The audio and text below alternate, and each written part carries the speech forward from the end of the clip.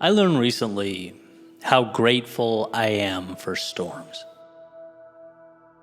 Quiet skies don't show you how strong you are. Calm doesn't force you to level up. No, it's when the ground shakes we learn to endure. We're forced to find within ourselves a resilience that was once tucked away. They say confidence is earned. And well, it's earned because when we walk through hell, we give our greatness permission to walk alongside us.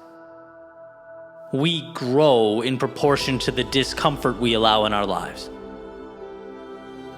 Our evolution is tied to the stressors we face. When we don't know what to do, we have to look in the mirror and find solutions. When we don't know where to go, we learn to navigate foreign, even hostile terrain. When we allow life to push us, we learn to push back. If you want more, allow more to be placed before you. A lot of us want to be slaying dragons, but never find the courage to approach the mountain where the dragons sleep. A lot of us want our blades sharpened, but never approach the fire that would forge them. It's not discomfort for the sake of discomfort. No, it's discomfort so that your greatness receives the invite to materialize. It's discomfort so that you can teach yourself what you're capable of. When you stay safe, you remain tied to reality as it is. When you avoid chaos, you never learn to shape it, and it's in shaping the turbulence that we become capable, that we grow. So remember that voice telling you to step down, to shy away from difficulty, chaos, and discomfort. That voice is completely at odds with your potential. That voice wants to preserve. It doesn't want conflict because conflict threatens the now. But a life fully lived takes the current state, it smashes it on the floor, and it rebuilds over and over again. A life fully lived is walking through the fire so that you are forced to become someone who can handle the flames. Be grateful for those storms. They give the excellence within you a face. They take you by the hand and show you what you've been capable of since the very day you were born.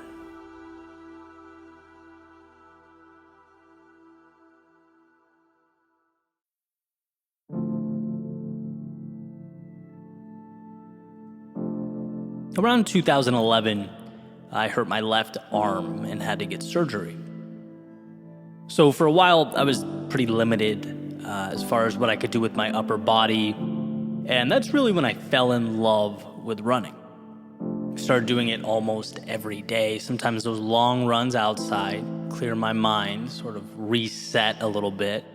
And sometimes I'd mix it up, hop on the treadmill and do my favorite workout, which was a pyramid, right? Where you break 10 minutes into 4 segments, 4, 3, 2, and 1, increasing in intensity with each segment, and then you start over.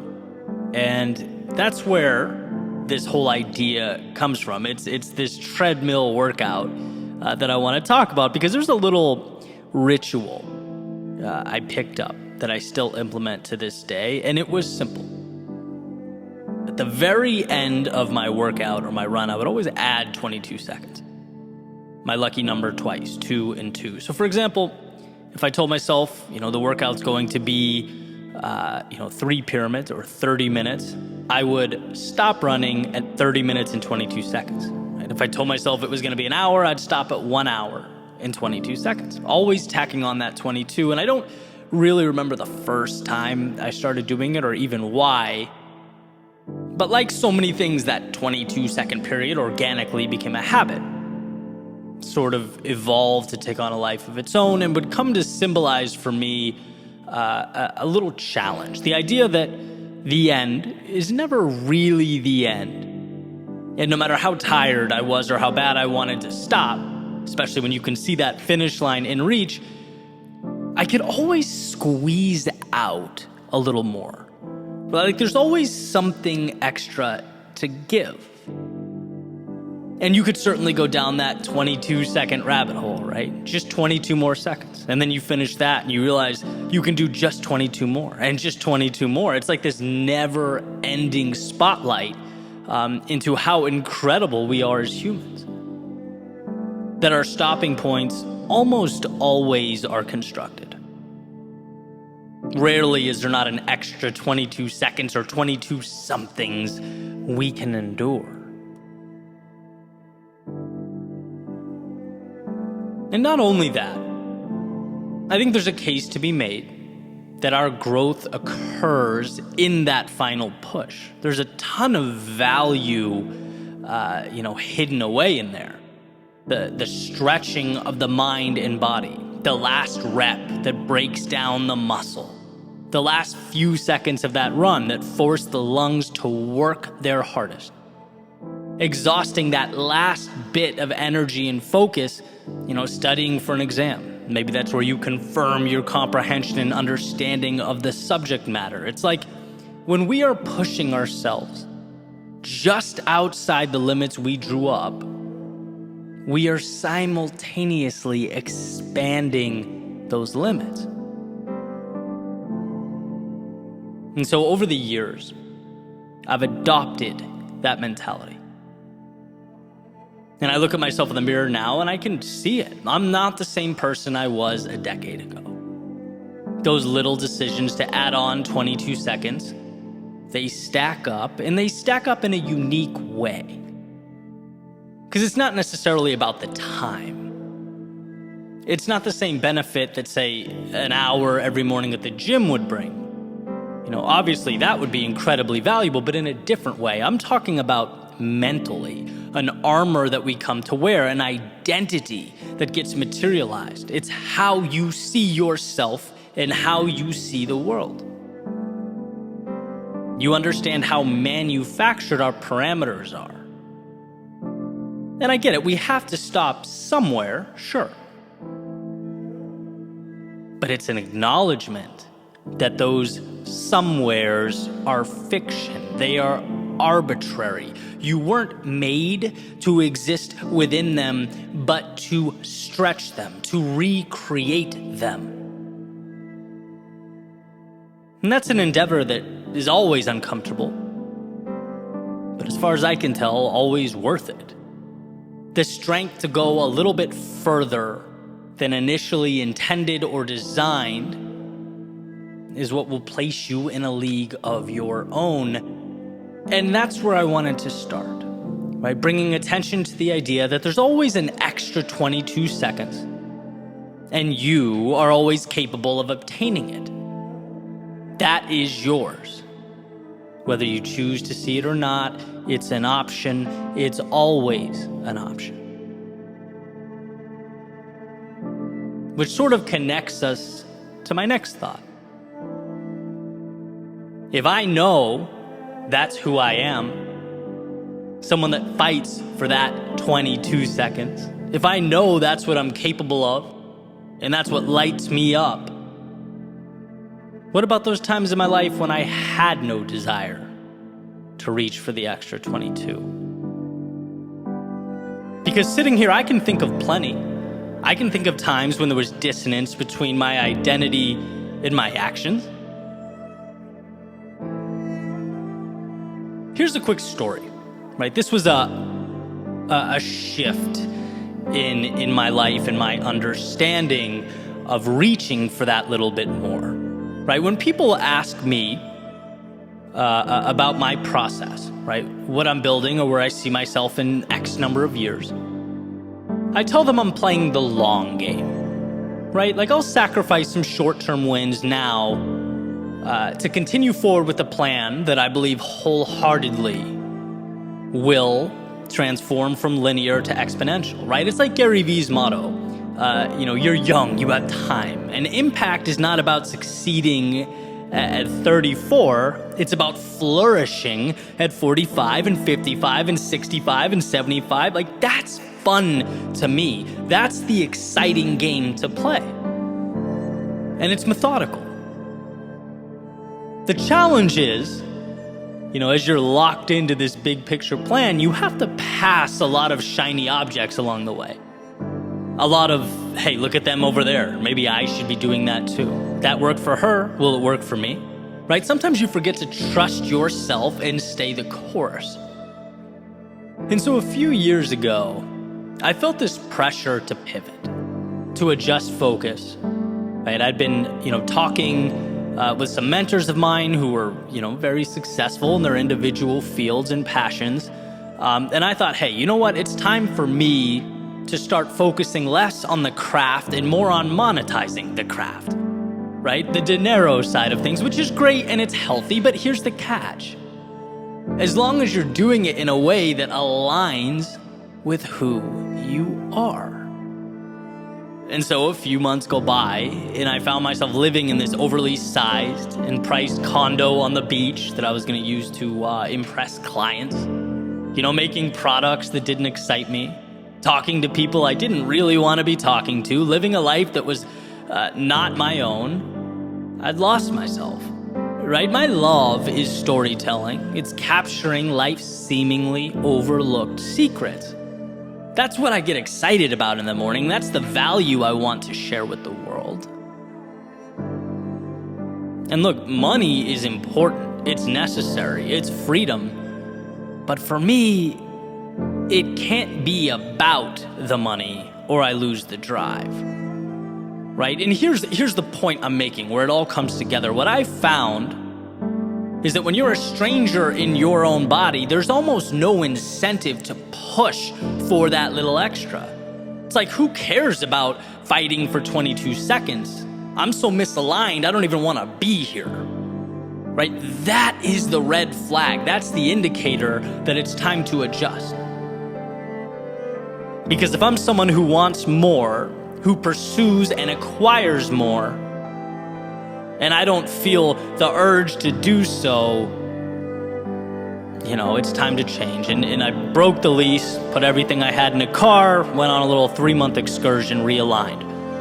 Right? If I'm not willing to suffer through that little extra, to go above and beyond, it's not for me. And so that's a big example, but it obviously manifests in smaller ways as well. Yes, you are someone who can and will chase down the beauty in life, who will transform that little extra into something meaningful, but you also have to position yourself and the world around you to make it possible. And when you don't feel that hunger inside, and this is the point you need to understand, it's not you, it's not broken hardware, it's not that you innately lack drive or confidence. It's that you need to rearrange the scenario. You need to find alignment. Because I promise you, if you want something enough, you'll be willing to fight for it, to hurt for it, to break boundaries for it. But you must first make sure that you're pointed at something you want, something that moves you. And here's the part where I remind you of all those things you've already overcome in your life. Of all the times you thought your tank was empty, but you found a way. All the times you were hurting, but kept moving. All the times you were broken, but put yourself back together. We are not told in school or at work how resilient we are. We're not told that we often stop thousands of 22-second periods short. We aren't told that we're living at a 30% capacity, operating at a fraction of our potential. We don't even realize the little miracles we've created along the way. A strong purpose and a willingness to stretch yourself as you pursue it will change your life. And that's not hyperbole, that is fact. If you want what you've never had, then push yourself further than you've ever gone. And we're talking little stressors, expanding one step at a time. until you eventually look over your shoulder and see the miles you've traveled. Until you look at your reflection and see the evolution that has occurred. It was never just 22 seconds. It was a consistent and sustained shot at the walls you placed around yourself for the opportunity to see them crumble.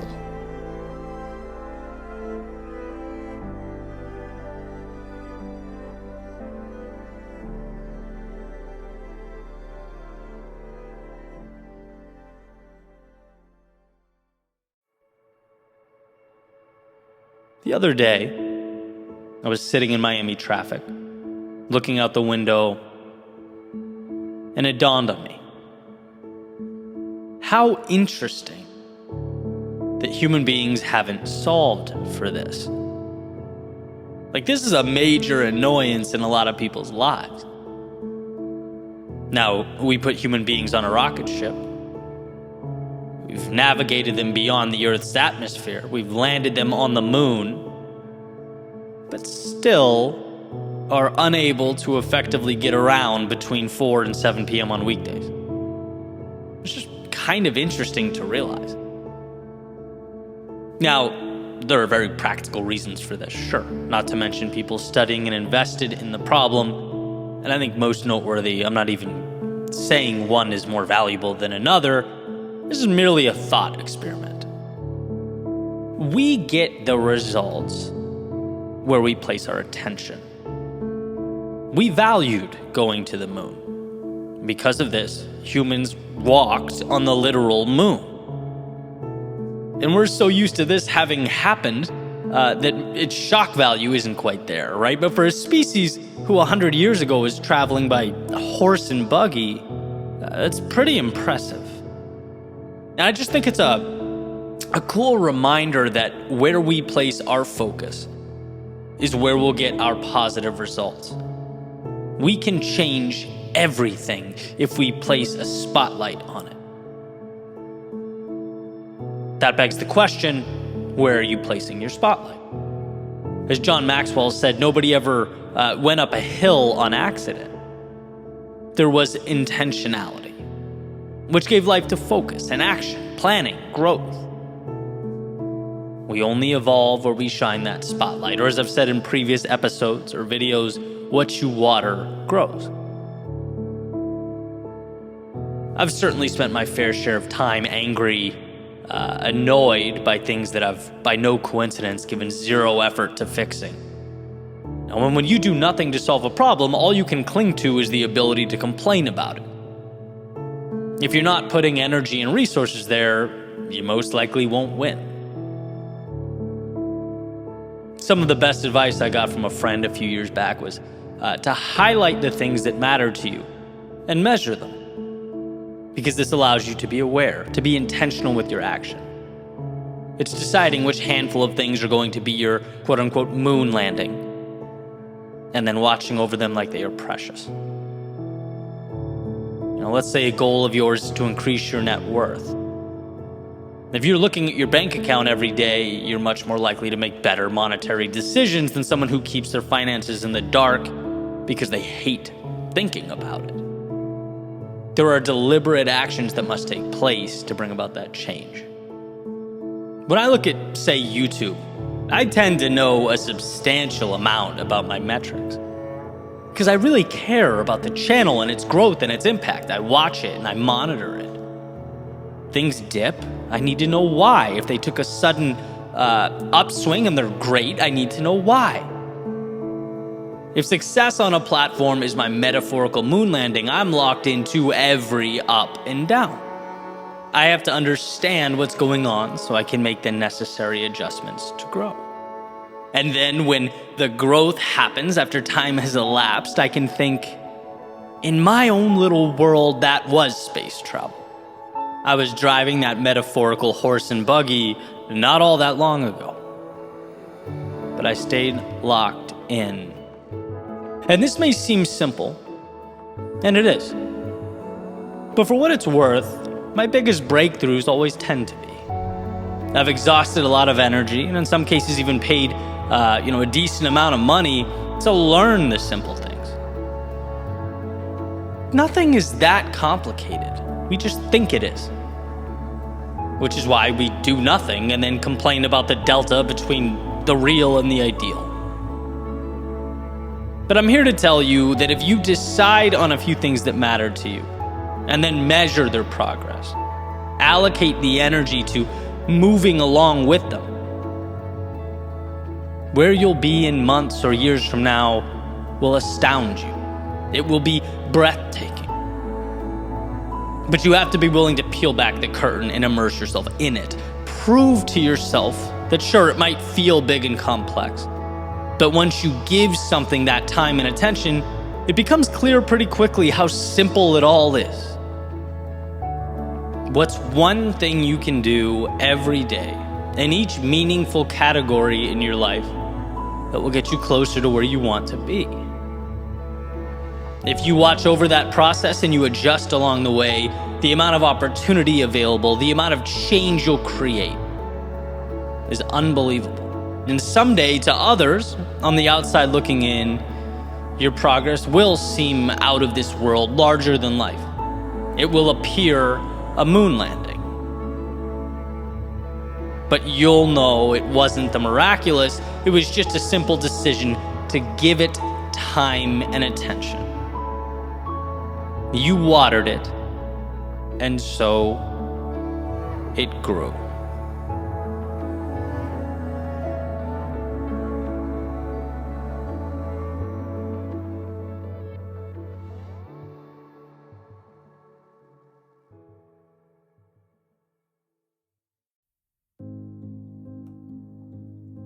What's the difference between paying a fee and paying a fine?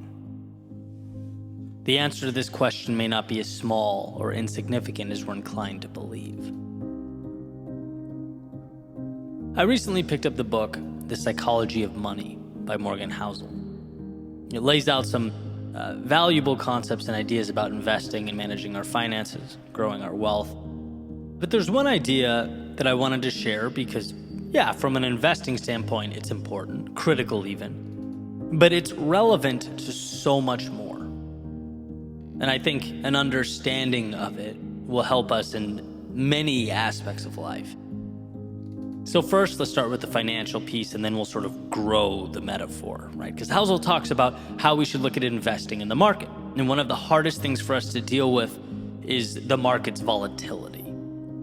Right? It's difficult for us to invest our hard-earned money and then see the market go, let's say, for example, down 20%. Like seeing that huge dip in our investment, that's not fun, right? Everyone knows that. That can be nerve-wracking. And it dissuades a lot of people from investing or keeping their money in when they should. It ultimately keeps them from getting the returns available to them, right? But here's the point he makes.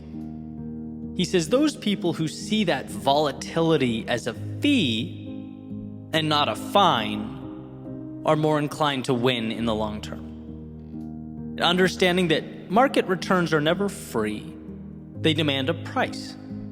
And that price is the roller coaster ride we all have to deal with. That is the market. It's the ups and downs and highs and lows. That volatility is the cost of admission. And if you understand that, you're more inclined to stay calm. Keep your long-term vision. You're more than likely to come out on top.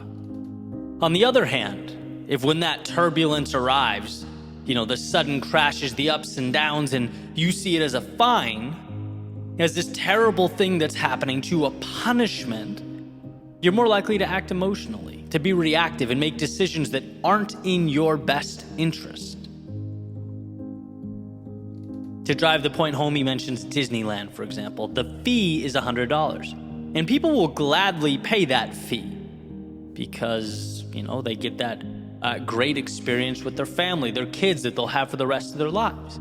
That $100 isn't a fine. It's not a punishment. It's an intentional, deliberate trade of one thing for another. And if you were to look at it as a fine, you'd never get to enjoy that experience. If you thought that $100 was a punishment, it just wouldn't be the same, right? And so why do I bring all this up?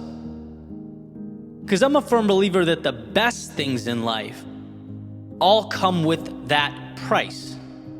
or a fee, as Housel states. But I also think we sometimes have a tendency to look at that cost, that very same cost of admission, as a fine, as a problem.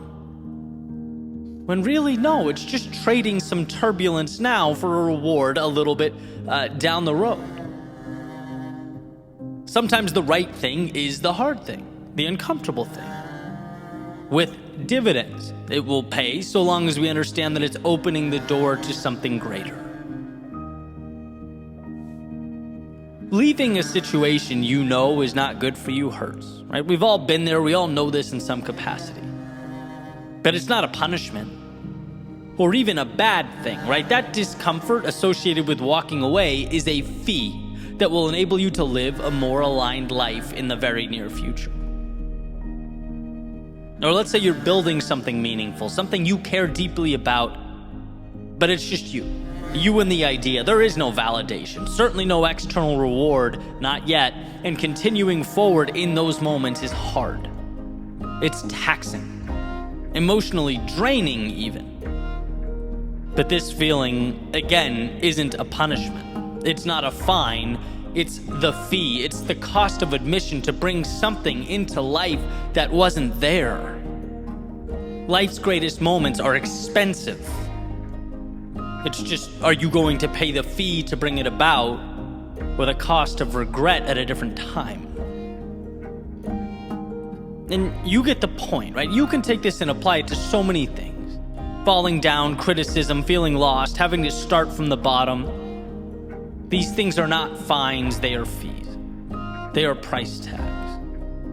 And so often, the initial price is a bargain compared to what we'll get back. We just need to stop perceiving their mere existence as the world working against us. No, these are opportunities in disguise. It's easy to walk by the important things, to dismiss the uncomfortable things. The harsh truth is that our greatest opportunities are often intertwined in our distress. That's why so many people walk away from the things that will make their lives better. That's why so many people pull their money from the market when it takes a dive. So many people walk away from a project or idea when things get challenging. Or conversely, it's why so many people do nothing at all. They stay in situations they aren't happy with and know they need to change because the fee to get from point A to point B feels too steep. But I think the value is in comparing the discomfort, the cost, the fee to what it's going to bring you down the road, because often it's a bargain. We need to remember that what it will ultimately provide has life-changing potential. Understand that resistance is not a fine. It is not the world telling you no. It's life asking you, hey, do you really want this? Because if you do, it's yours, so long as you sign the dotted line and pay the price. Most people will be dissuaded by this. Most people will turn and walk away, but most people also leave a hell of a lot on the table. And I don't want that for you. You don't want that for you. The world we live in is one of abundance. So when life pushes back, understand that it's merely positioning you to move beyond your limits, to redefine your worldview. And while admission isn't free, it's well worth the price.